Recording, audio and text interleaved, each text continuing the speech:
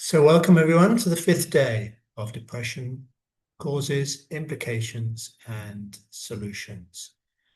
Before we start the session, we'll just step back for a few moments of silence. Thank you.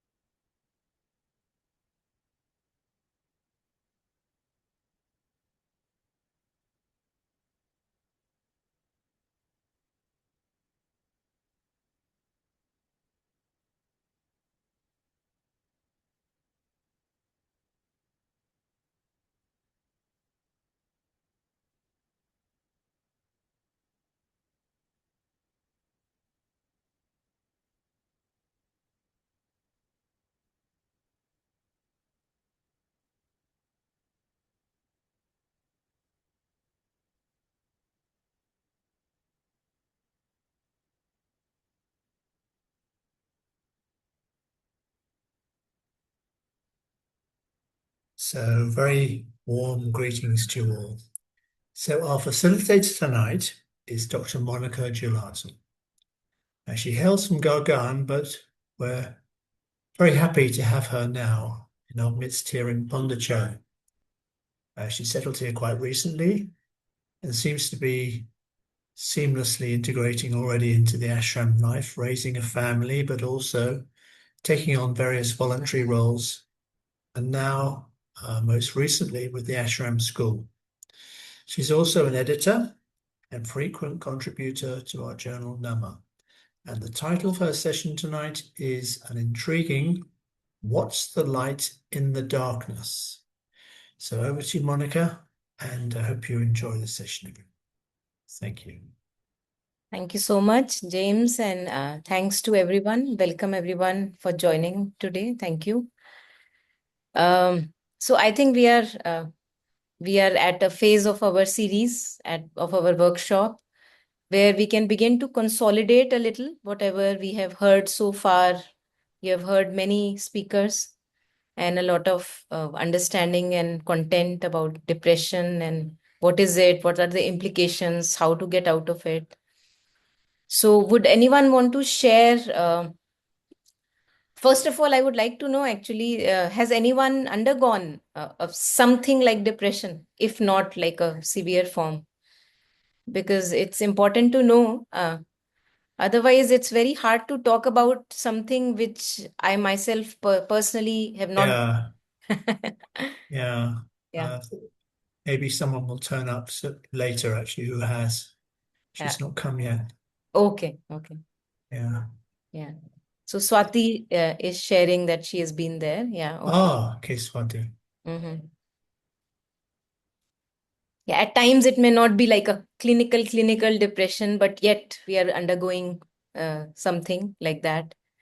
And yes, yeah. So yeah, for me also, I have to come from my own understanding of it because I feel again clinically I don't know, but I know that I have undergone something like it, a very dark phase of my life. And not going into the details because the details are mostly stories. Okay, Aishwarya has also written, I have borderline personality, yeah, disorder as per the psychiatrist. Yeah, I think we all have borderline personality disorder. I can vouch for that. Yeah.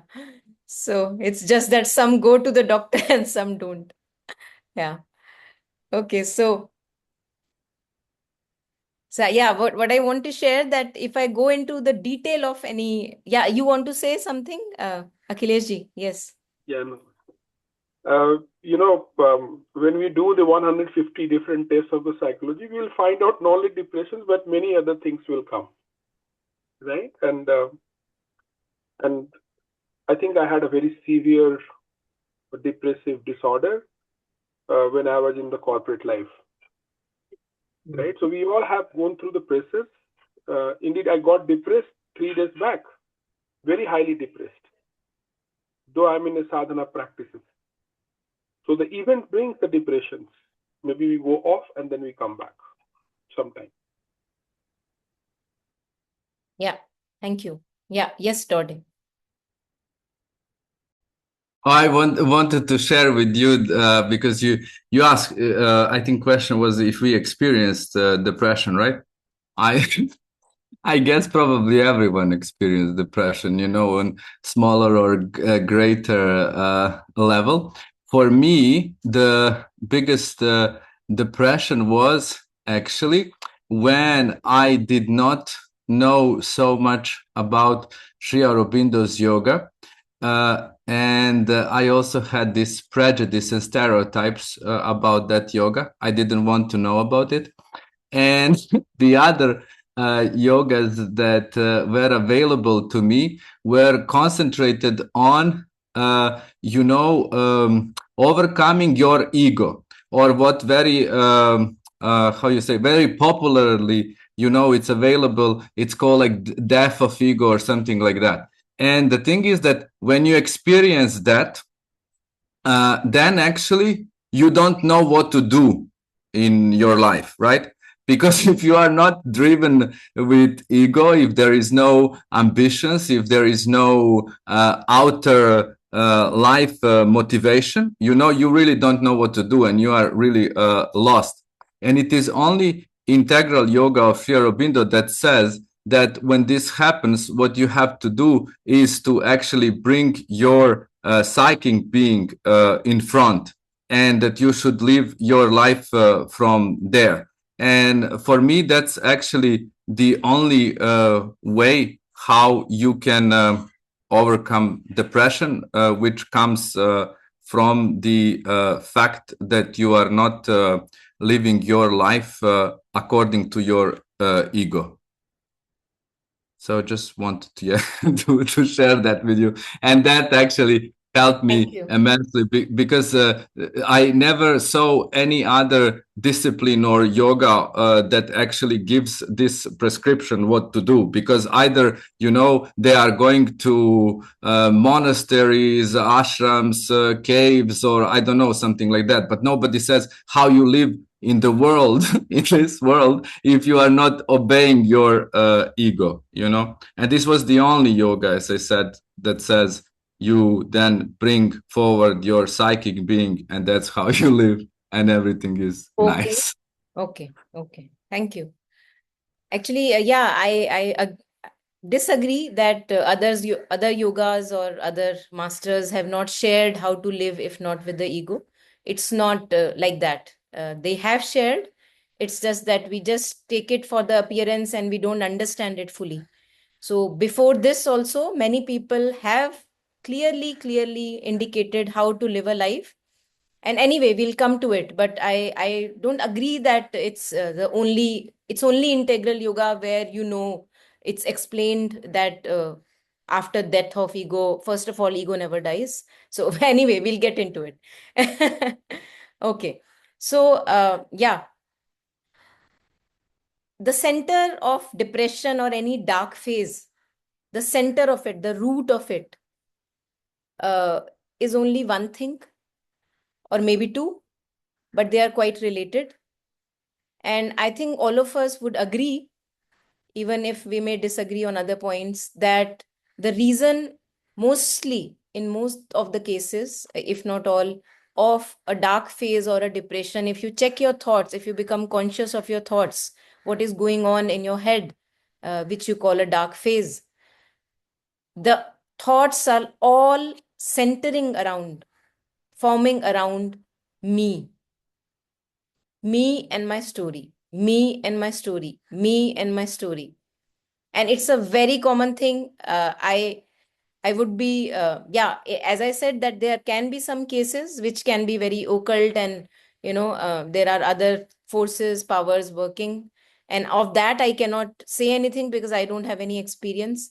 But generally, in most of the cases, the center, the root of our problem, our dark phases, is too much obsession about me and my story. Me and my story, me and my story. And as I said, there can be another case also where at times we are not sure what we have to do as per our swabhava or our inner calling. Like we are not in a clarified mind state or heart state where we can see what I should do in this phase of my life clearly. And not knowing then that thing, what is my inner truth, what should I follow, what should I do at this moment, not knowing that we keep on doing something which is contradicting to our swabhava, which is not in inclination with my inner truth, my swabhava, my natural inclinations, and my swadharma, my inner truth. So when we are doing something which is opposing our inner truth, I've seen that that also creates a very darkish, chaotic phase of life where we like, it's like you're finding way in a cloudy, hazy area and you're not really clear about things in your life, how to go, which way. So these two things I feel are the crux or the root of the matter. Now, the topic today is what is the light? Because of course, we all, as we all of us shared, that we all get into such a situation off and on, since we all have egos, and the ego doesn't die that easily. Ego is like a phoenix. So if you are getting too sure, if any of us is getting too sure of, oh, I have become egoless, oh my God, be aware, be aware. It's another trap. It's another trap. Ego is not something, it's like you are saying a mirage is dead. How can a mirage be dead? Think about it.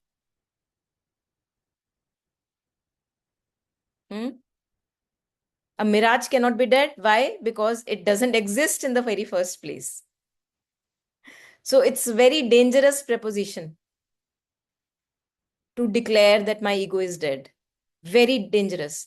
So sadhaks or mystics who have traversed the path before us, they have been very, very cautious. True mystics have been very, very cautious and have declared and shared with us that be very careful of this so-called ego thing. Because it can just trap you like that and you don't even know and you're trapped. And that is the problem with most of us, even especially spiritually. When we are on the spiritual path, even more danger. As Mother says, that spiritual ego is a double complication. So much better ordinary people who don't even know about yoga, really. So be careful. We have to be careful because we are consciously on the path. So be very careful and always keep an eye, alert eye. It's like there is never a moment where you are not alert of the ego jumping up and showing its head again and claiming what what you are and your accolades and everything. Even your disasters. Ego can claim anything.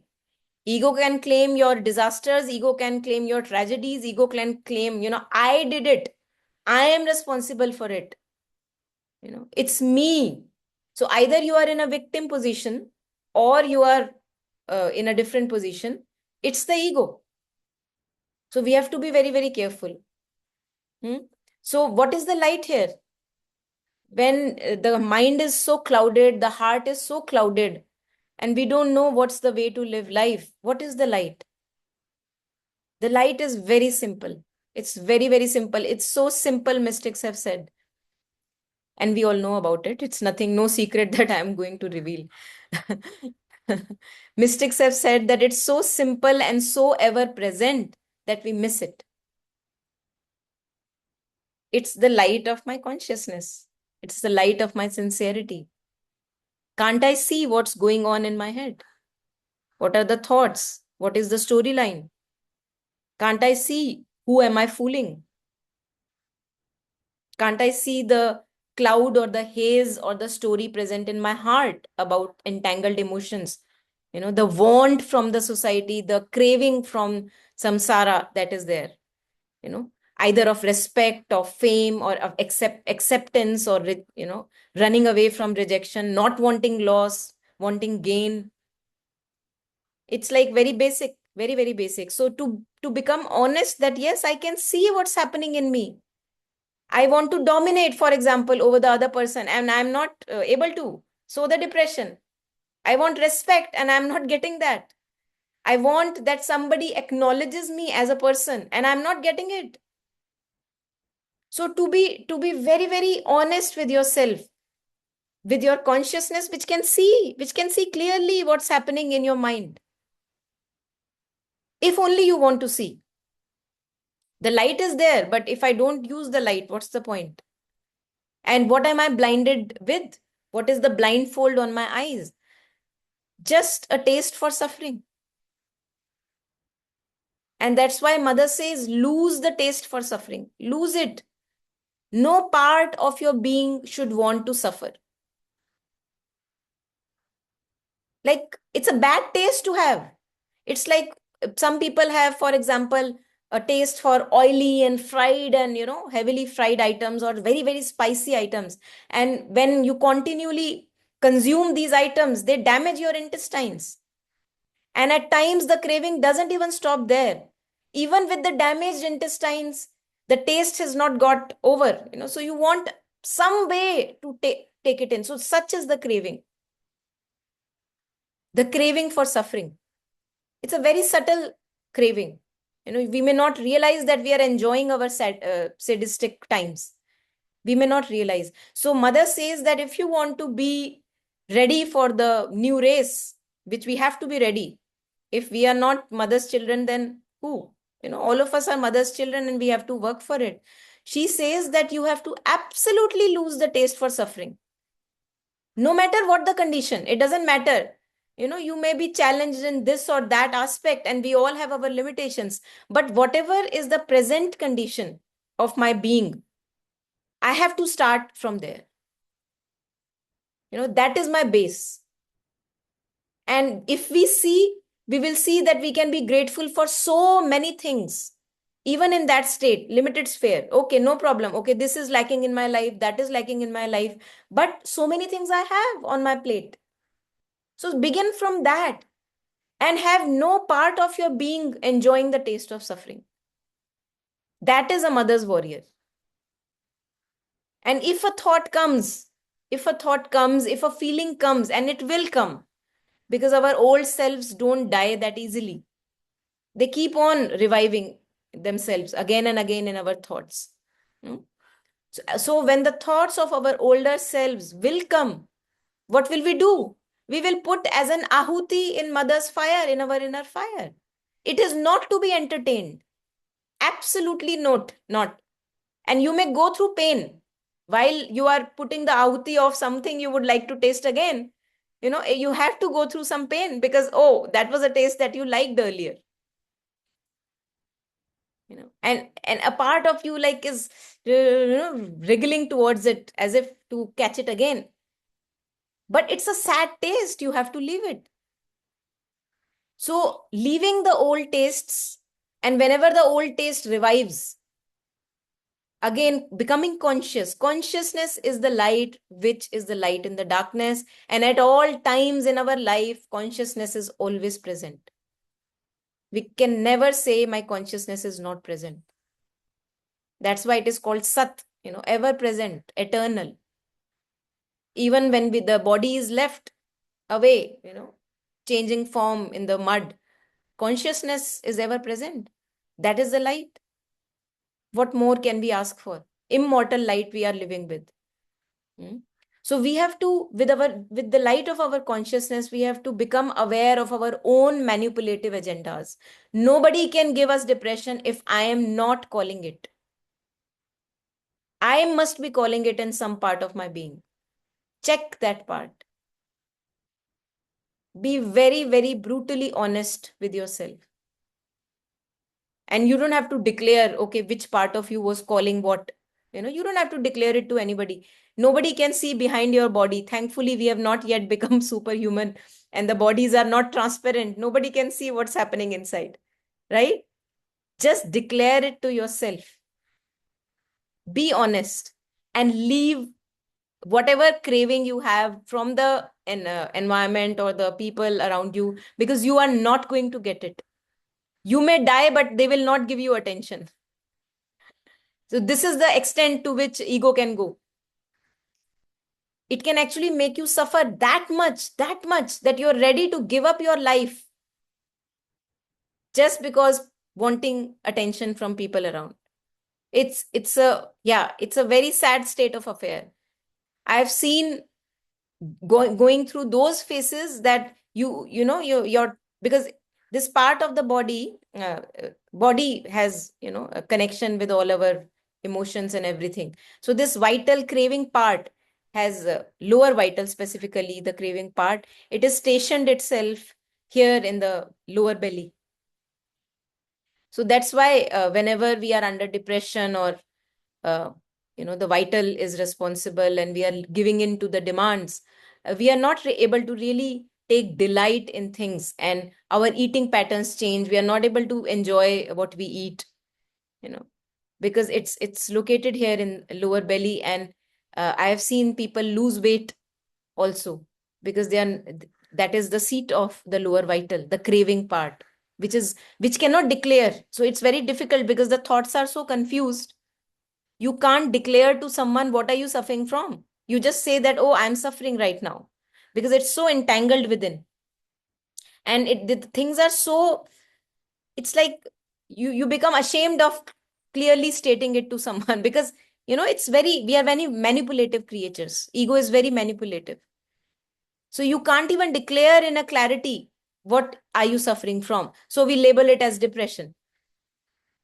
But if we are honest with ourselves and if we go to the root of it, then we will see that just a matter of my waking up to myself and no more suffering. I don't want to suffer anymore. You declare. At times we say stars are responsible for it, which may be the issue.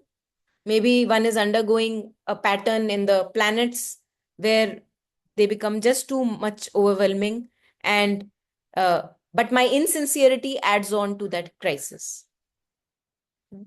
So I may not be able to do much about the planets, but I can do about my sincerity or insincerity.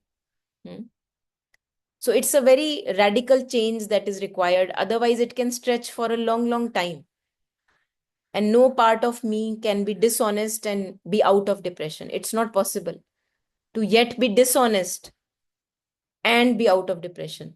So mother says that do not crave for suffering. You should not keep asking for suffering. But when the suffering is there, then use it to your utmost benefit and get rid of all the earlier imperfections and weaknesses that were there and just turn totally towards the divine, totally. Because in depression, I can see that, okay, many parts of me are scattered here and there and wanting this and that from the society or the environment where I am living. Now, using the stepping stone of depression or a suffering, we can actually now make ourselves more convinced to rely and to turn our thoughts and feelings and everything only towards the divine. That can be done. So it can be a phase which just came and gave you a new height in your being and then left. It has no purpose.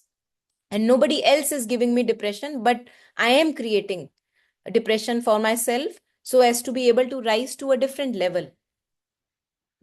And there is no other God sitting elsewhere than within us.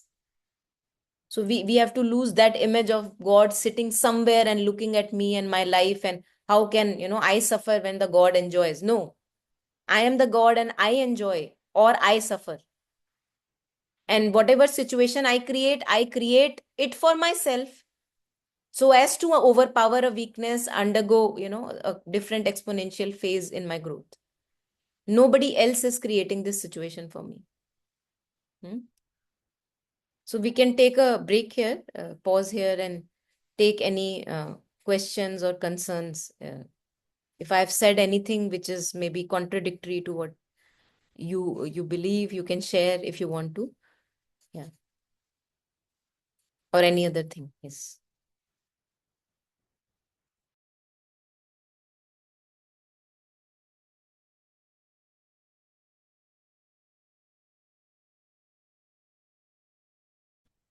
being honest to oneself is a very, very, very difficult job. That is, yeah. Yeah, why are you saying it's difficult? No, because sometimes we're not true to ourselves. Yeah. But the thing is that when I'm not true to myself, even then, a part of me knows that I'm not true to myself. So we have to hang on, anchor ourselves on that part which knows that I'm not true to myself. You're right that it's very subtle. It's very subtle. But if we are ready for it and we intend to come out of it, I think then we can hang on to that part in us which knows that I'm not true to myself. Who am I fooling? So we have to, yeah, one has to get that consciousness to get into the subtlety of it. Yes. Yeah, one has to be ready for it. Yes. Yes, Aishwarya. Sorry, in continuing with what you were saying, yeah, I feel there's a lot of times lack of competence and understanding. Like you're saying that there's a part of you which knows the truth or that you're not being truthful. But I personally feel it's so difficult for me to know, like, if I'm being truthful or not. Like, I feel like detangle it at every moment, like whether, I mean, there are sometimes obvious moments where you're reacting or you're trying to fit in or please others, and you know there that you're not truthful. But with oneself, I find like, oh, there's so much preconditioning that I find it hard to know like what is the truth or what is preconditioning, because that has become like a part already, I feel, or like I don't see anything else apart from that.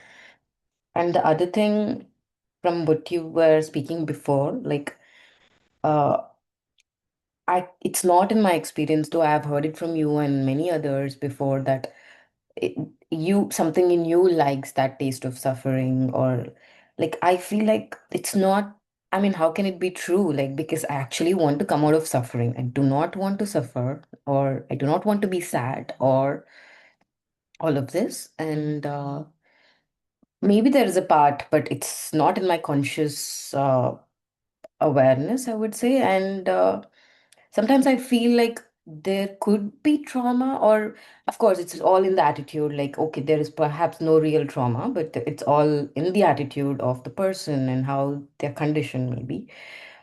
Or sometimes I feel like, oh, there is something hidden somewhere where I'm not even aware. Like, if it's in my physical, or if it's in my subconscious, or maybe it could be just that I'm very lazy and tamasic, that, I want to be here. Like you're saying, like the taste of suffering, or like not making the effort, or I'm just putting it out, all like whatever is the confusion. But what you said is something I resonate with very much, that yeah, there is so much brain fog or confusion, it feels like that, for different reasons you stated. I agree. And the other thing I couldn't agree with is with some comments and us talking about, I don't think everybody has depression in their life. Like, there are people I've seen who have gone through the entire life, perhaps with some low moments, but there are people seriously who want to die, and that looks like a depression, or like they're dying, and some even committed suicide. Like, I've seen some friends of mine who actually committed suicide. And it's not for attention. So it's definitely like, No, they actually here I would, because I have a personal reference here, one of my yeah, relatives who wanted to okay, commit suicide. And since I'm not, I'm very closely related to that relative, I yeah, know, although it was never discussed. See, this is what I'm saying. You may not be able to discuss it because it's like something you can't share. I know that person because it's a very close fellow, and he had thoughts of suicide. At the moment, maybe out of it. But the fact was that he was wanting respect and dignity from yes, another fellow exactly, in yes, their family, and he was not getting it. And I have to tell you that this was never discussed between me and that relative. yeah, I yeah. knew because I know that person very well. Yeah, So, I agree. So it's yes. not attention. There is a fundamental need for respect and dignity, I feel. Like a lot of But people who you commit see, suicide, like people no, who've there is a gone, fundamental respect for whatever, want for respect and dignity. But you can't make yourself A stage comes in your life. See, we are adults. We are 40 plus, 30 plus. Okay. A stage comes in your life where you cannot be a puppet to whether people give you respect or not give you respect. A stage Yeah. has to come in life, I right? agree, So, and but respect is want of attention. That mm, that the person, and it's not that the people are not respecting you. In that situation, for example, it's not that people are not respecting him. He is just stuck like a carrot, carrot on a stick. He's just stuck on that one person who he thinks is not disrespect. giving him Yeah. respect. And that is because there is an entanglement of a ego movement there, that is taking him down and down and down, and all in his belief. It's not even the situation that the other person doesn't respect him. Let me tell you, because I'm related to both of them. So this person here wanting respect from the other person in the family, okay, Mm, thinking that the other person is not respecting me. I am a nobody now where I was somebody. See? Huh? mm. And this is all going on in his head. It's not the actual situation. See, this person is also a human being. And what he or she may be concerned about is poor fellow's own life. Yeah. But this person, since the center of attention is me, me, me, me, I used to be here and now I feel I'm here. So I want respect from this person so that I can be at least here. But why? I mean, I don't know about relationships in Hmm. general, but I mean, one particular equation of Yeah. relationship here. Yeah. But yeah, I was just wondering, like, most of the times, like, people commit suicide because not because of, I mean, there are some, like if you take farmers and they commit suicide, it's not because they actually have depression, Hmm. but they have helplessness, like a feeling they're in debt, perhaps they're in debt, and maybe they have See, some actually, response. now don't go into that situation because we have not firsthand experienced that situation. And only reading from newspaper, I won't know a farmer. A farmer is a human being. Yeah, And but ultimately, I thought everything comes back to the same thing of want for respect. I'm not saying like there also it could be like the debt could lead or like whatever, they're not able to meet some responsibilities in their house, right, which would lead to disrespect and right. they commit. Yeah, I was just pondering on this thing of not a individual relationship respect, but in general, like how when people are depressed and this Yeah. correlation with lack of respect they feel. Right. And though, of course, like you're saying, respect has to come, I have to respect myself, or each person has to earn their respect for themselves with themselves first, Yes. Yes. than Yes. others. Yes. Not a And lived experience for many, and I was wondering why. Like, yeah. is it conditioning, or like you said, it's the taste of suffering, or what? Yeah. It could be Often. actually many things. You are right. Yeah. It could be many things. And we have to agree with that. It could be many, many things. We are complex beings. But see, this thing is that we cannot go where it is coming from. Whether it is coming from an entanglement in this life, maybe my previous life, maybe I did something with somebody in my previous life and that's now it's come. Who knows? So we cannot go where it is coming from, although we can discuss, like today we are discussing, but we can talk about the end of it. Why is talking about the end of it so important?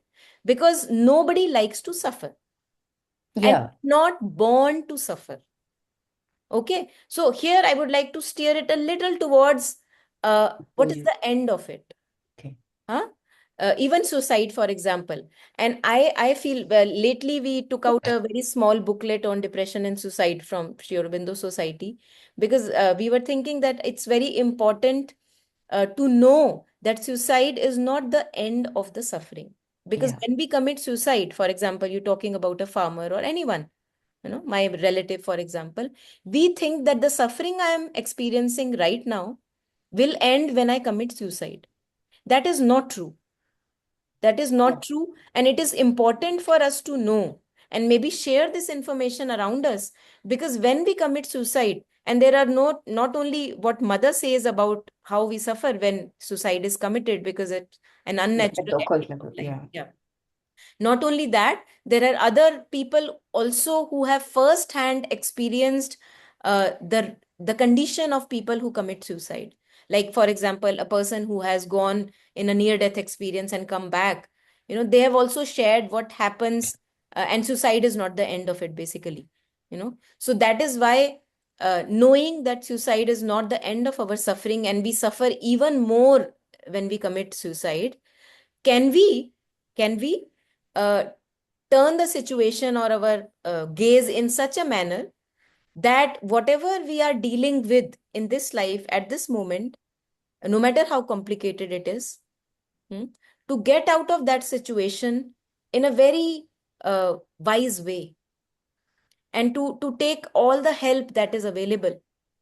And if that receptivity is there in a person who is undergoing anything, somehow if one can awaken that receptivity and an understanding that suicide is not the end of it, I think there we have a possibility of change.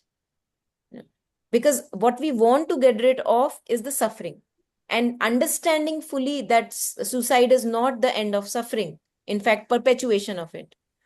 There maybe the mind can maybe, begin to listen again. I don't know. I am just contemplating as you are, Okay, I kind of derooted to a different direction, perhaps, but yes, but we're talking about in this context, we are perhaps not suicidal as much and not suffering to that extent. Yeah. Yeah. And I had thoughts of suicide, since I shared with you that I did suffer from something like that.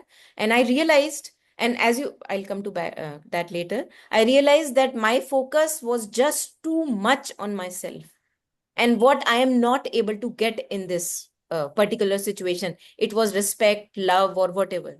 And that too from a particular person. Yeah. It's not that I'm not getting it from everywhere. I'm Yeah. getting it from everywhere. But my gaze is stuck on that particular person from where, in my own way, I'm not getting it. And that is why I was suffering so heavily. My food was declining, my eating, my weight was declining again, rapidly reducing, just because my thoughts and all that was stuck on me, and what I want from this person and why I'm not getting it. Yeah. And what you were sharing earlier, I wanted to comment on something. Okay, I'll get back to it. Yeah. Yeah. Yes, Dode, I'm sorry to keep you waiting. Please go ahead. Oh, no problem. I lost my camera, so I cannot see. So I didn't know if you are seeing that. It's okay. Yeah. Go ahead. Yeah. So what I wanted to ask you, you mentioned at the beginning, and maybe, yes, if you could help me and give me some sort of reference, because you were saying that there were also other mystics in India who were talking about the psychic being and bringing the psychic being forward into our personalities. And I would be very interesting to know more about that, because it would be interesting for me to read. So if you could share. Yeah, I will. Thank you. Thank you for bringing that forward. Akhilesh, do you want to share something? Yeah, I was saying, now anyway, we have discussed so far, the depression comes. How it has entered, as you rightly said, and I work into that field, and without even working, I took some person below the feet practices, and when he closed his eyes and could see many visible things, right, below the feet, a lot of things he could experience. And just experiencing it, I mean, he was experiencing the whatever that he has seen below the feet, experienced that when we did. And 2 to 3 sessions down the line, he was able to access a much more about his inconscient, which he has stored into, right? So we don't know where exactly it is stored, but it goes into the inconscient, and how that inconscient plays to bring the depression for us is the matter. Yeah, that's what I was just trying to bring into that. Thank So you. that is the inconscient. Yeah. Thank you. And as far as mind, it will go into some way. We don't know for the farmers or for the others and others.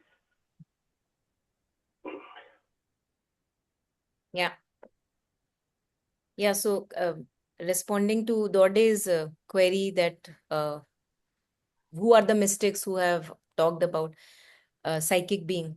So Mother and Sri Aurobindo herself, himself, herself, they have said that people who are living from the psychic may not even know the term psychic.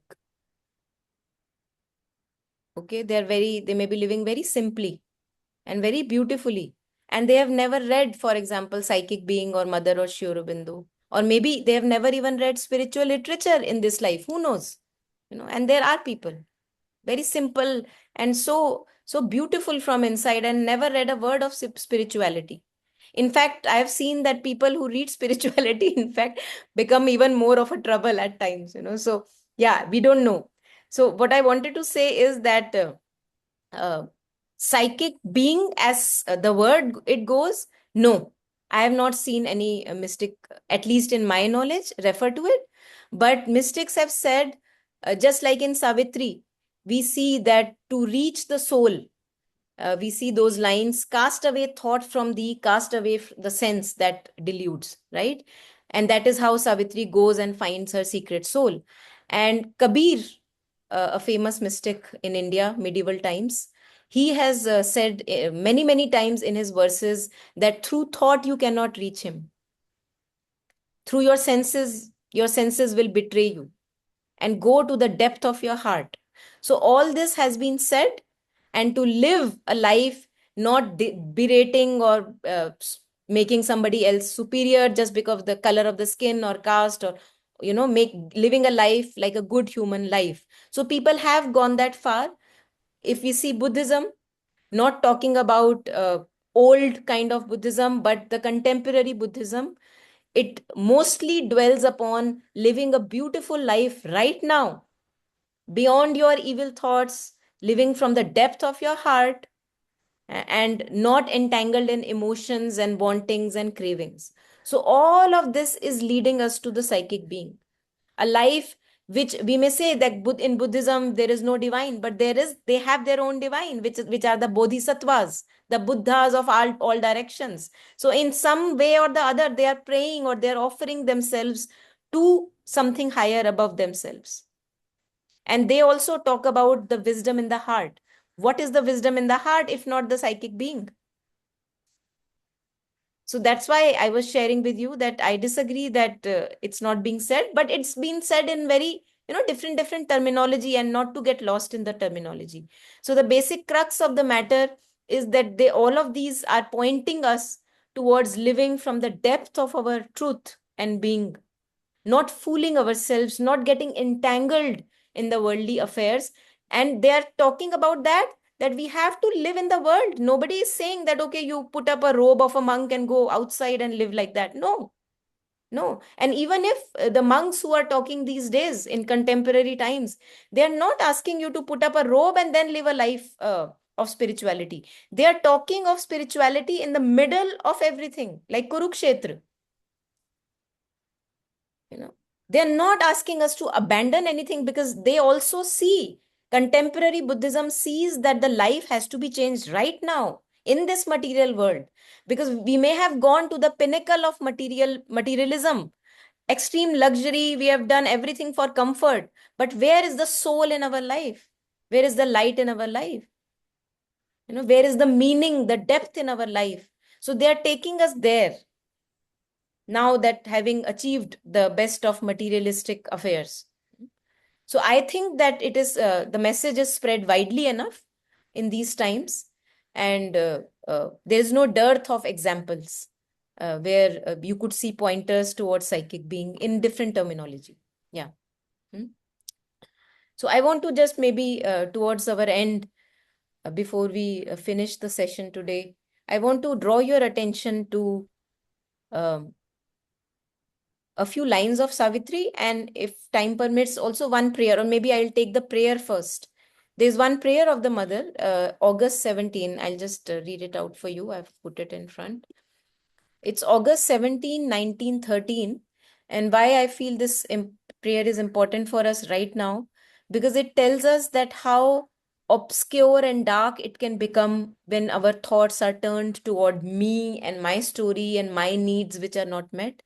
and how easily, utterly we are relieved of this darkness when the thoughts are turned towards the divine and in a self-offering.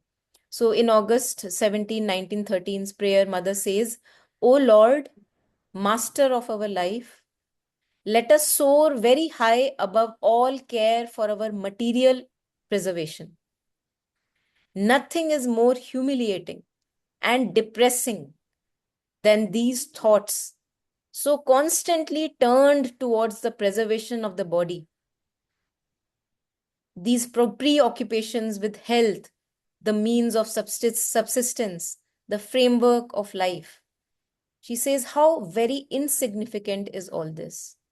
It's like a thin smoke that a simple breath can disperse, or a single thought. Mind you, she says, a single thought turned towards thee, dispel like a vain mirage.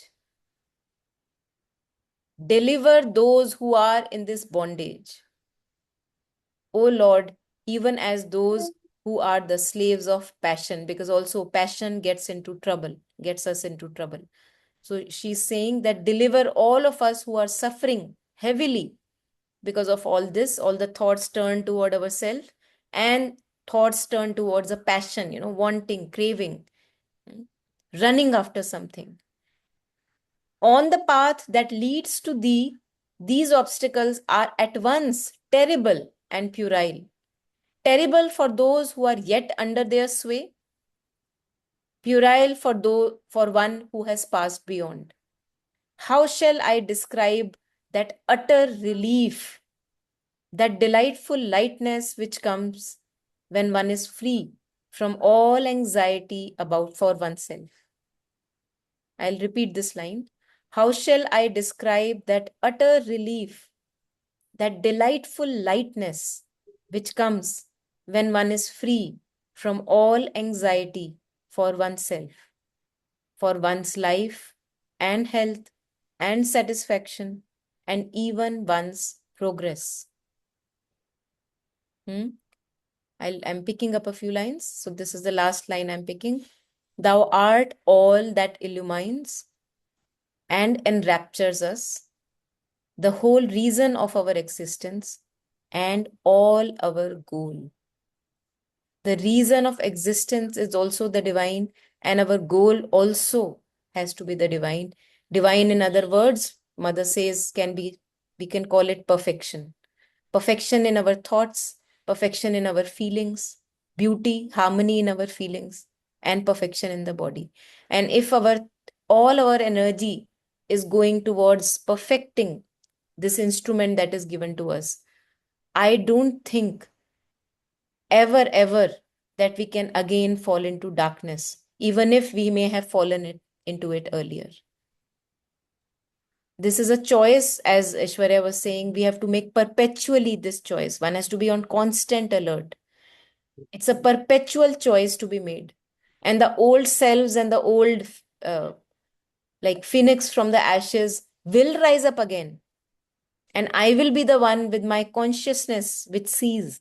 The moment it shows its head up, I have to put it as a ahuti in the fire of my spirit and not give even one single amount of energy to it once you have suffered enough. And then there actually can be a sunlit path open for all of us where there is no need for suffering. There is only growth, progress, and a more interconnected harmony amongst us as individuals. There is no need for suffering. It's an old affair which we have to leave. And yeah, now I remind myself of what I wanted to comment on. But Aishwarya, you were sharing earlier that you don't think that it's a bad taste I have. At least not, you can't perceive it, that you have a taste for suffering. And I agree with you. Because when I am in the middle of it, I don't see that I have a bad taste.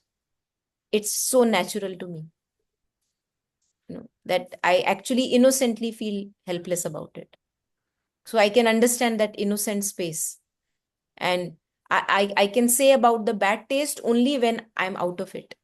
That given another chance, I will not go for a samosa, but for something healthy. For example, I'm giving just an example, like rather than something fried and spicy, which you know may spoil your stomach. Given a chance again, you would not again choose it. So while we are in it, in the middle of it, immersed in it, it's difficult to perceive that it's a bad taste. But once I'm even a little bit out of that situation and am able to breathe a fuller air, a richer air, then looking back at the situation, I can say that, maybe it was a bad taste, which I don't want it again. I don't want to indulge it in it again. Yeah. And yeah, the lines of Savitri, which I may not go into the lines, but you may all read it at home. No, please do, Monica. I do? Okay. Plenty of time. Okay. So it's just here. Book 7, Canto 2.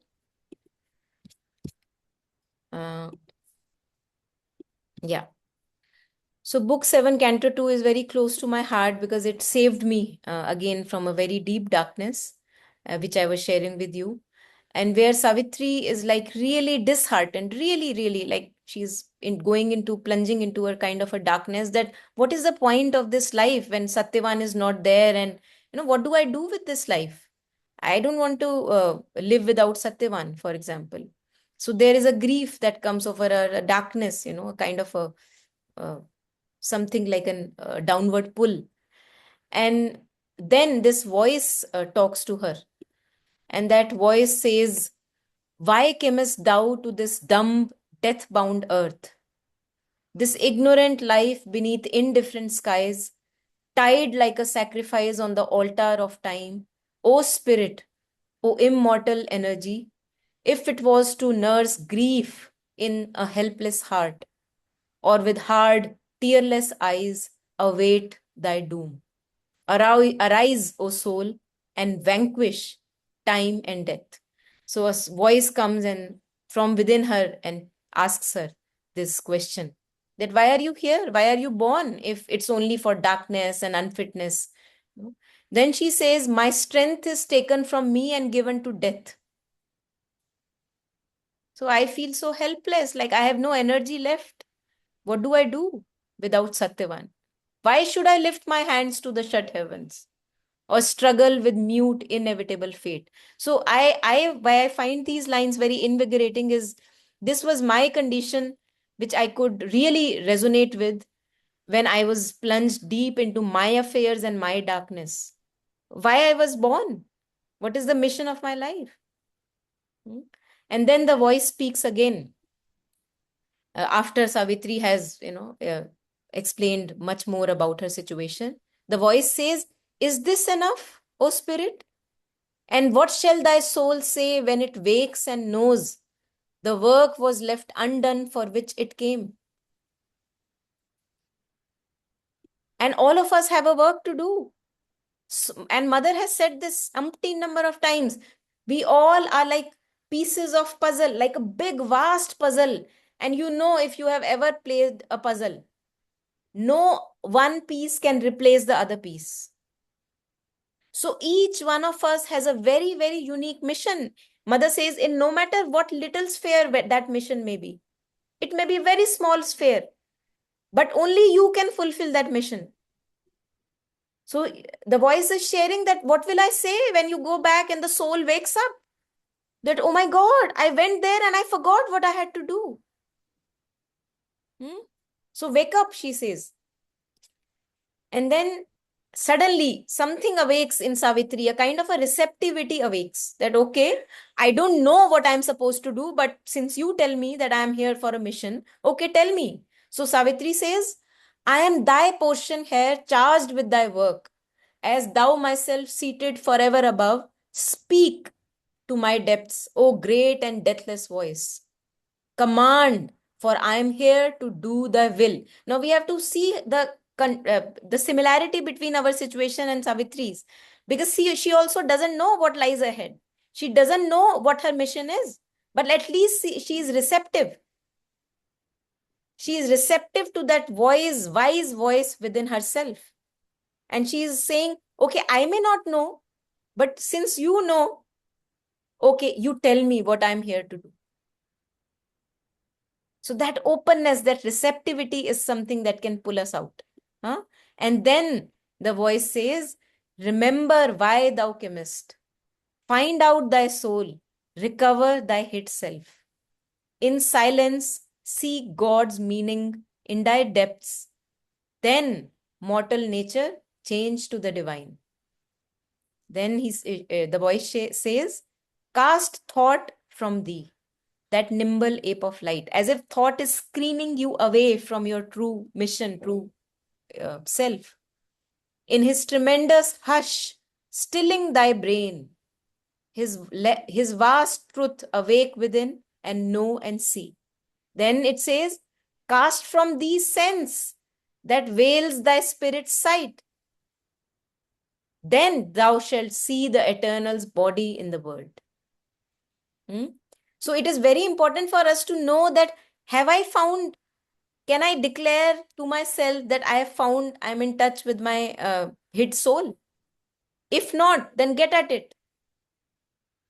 And it clearly says that for that you have to clear away this curtain which comes as a blindness, where we believe too much on our feelings and sensations, and oh, I'm not feeling this way, these are the thoughts. Come on, this is like a curtain, it has to be drawn aside. You can't forever keep believing your thoughts and senses. They're fooling us.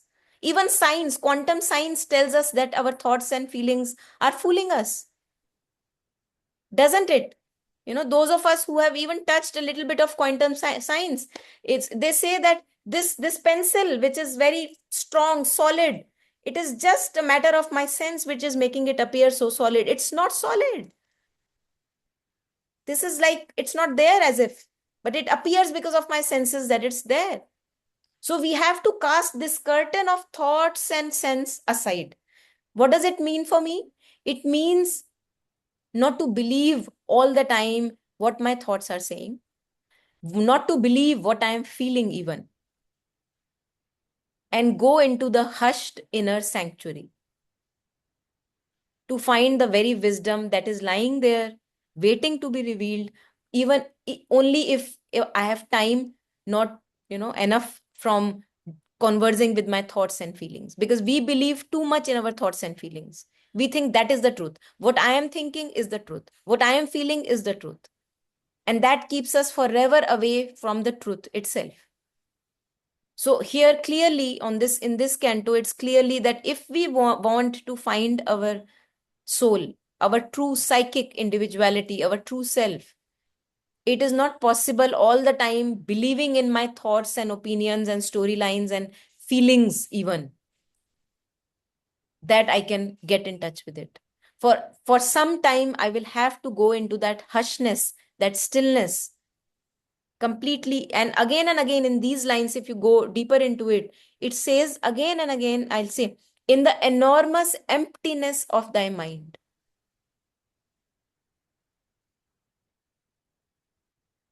In his tremendous hush, stilling thy brain. So there is much enough a focus on a kind of a stillness and emptiness, which comes when we turn away from the thoughts and feelings. And there, the true wisdom is always there with us. We are never apart from it. How can we be? Because the mother put her own portion within ourselves. So when the mother is present within ourselves, how can it be that I am away from my true self? It's just a matter of revelation when the curtain is cast aside. The point is that, am I ready for it? That's the only thing that we have to ask. And if not, there is no problem. If not, if say I'm not ready for it, no problem at all. The design is a win-win situation. We will suffer a little more. Then we will wake up. Wake up, we all have to. It's a win-win situation, really. It's a wonderful design, I feel. And I read, this is a very good consolation for whoever feels that right now I can't get rid of it. Okay, no problem. Suffer a little more. And suffering myself, I can convince you, I think I can convince you that yes, there is an end to that suffering. Even if you are not wanting it, and in some part of your being, you're offering yourself and you're asking for help, no matter how blinded and how chaotic and confused, doesn't matter. You may not see the divine sees you every time. And those of us who are mothers or fathers, they can know this, that if I as a mother can try to take care of my children in the best possible way, is divine mother not seeing us? Is she not taking care of us? Do you think that even a little bit tiny ant-like part of our being is away from her? No.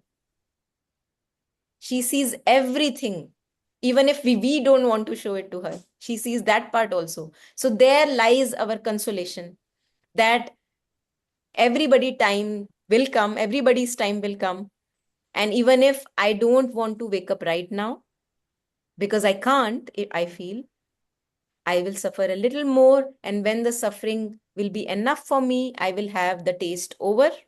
The taste has changed, a transformation has happened. Why? Because very small part of my being was saying, God, please show me the way. I don't know what to do, but please show me the way. So that small part of the being will take us forward and will do all the change. Even if the darkness may appear very heavy right now. So we all are in a very beautiful win-win situation. Everybody will win as mother's child. And we are all mother's children, whether we know the Divine Mother or not. It doesn't matter. It doesn't matter. Whether we have heard the name or not, it doesn't matter. Whether many a times we have doubt. I don't have belief in the mother. Oh, doesn't matter. See, I see with my own children. If a child is anti me, even then I take care of that child. He's my child. Come on. It's the ignorance of that child that makes the child anti me. No?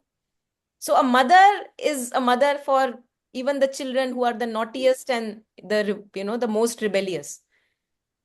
And we are in the lap of the mother all the time, and there is no harm that can happen to us. No harm. Nothing. And whatever appears like a harm is again a stage for some higher progress. We can be sure about that. So with that light and with that win-win situation, I think we can close and wind up. And if Monica, the problem is, yes, do I want to suffer more? Yeah. Because we want exit, no. Yeah. We want from the exit from the suffering, isn't it? Yes. Yeah. So that the how to be more sufferer. Okay, let me suffer more. That's the biggest question. Yeah. And I don't know for that, right? So because what I'm saying is that if I am in a situation that even knowing and understanding all these and going through all these workshops and sessions, I can't put an end to whatever is going on. I'm saying even then, the hope is there. Why? Because if I suffer a little bit more, I will reach the peak of that situation that, okay, now I'm going to, reverse the situation. Now a willpower has arisen or something has changed. So I'm saying that even if right now we can't get out of that situation immediately, which may not be, true for everyone, it takes its own time. There will come a time for everyone that after suffering a little bit more, we will be out of it. And the taste would have changed definitely, and without making a U-turn, because that life is not made for suffering. Life is made for growth, progress, and slowly as our taste will change, which we will realize whether we want it or not, the realization will happen. We will walk on a sunlit path without any suffering. Yeah, so wishing everyone a sunlit path without any suffering, and no need for sadness and sorrow and despair. And may we all walk on Mother's sunlit path, whether we know it or not, and contribute the best we can towards whatever's fair in our life that we are made for. Good wishes and all the best to everyone. And thank you, James. Yeah, thank you. Strive for self-perfection in the state of self-forgetfulness. Beautiful. Yeah. Thank you. Beautiful Thank you. session, Monica. Thank you. Thank James, you. I have two requests. Yes, Rajesh? One is pending in my WhatsApp, the mother's photograph behind you. If I can get a soft copy where I can have wall size printout, I would be happy. Because the I calendar can send, size I do I'll have. send you the JPEG picture. The I'll send calendar you the size I J. do have. I'll send you the JPEG picture, but it's just it's not it's actually just been imprinted in my my Zoom session, so it's there. Yeah, it's there Okay. all the time now. And the second question is, in India, traditionally, the literature, original literatures, comes with tika or bhasya, that is commentary. So, Sri Aurobindo's Savitri is too difficult for me to really comprehend. So, which commentary would be best in current time to begin with?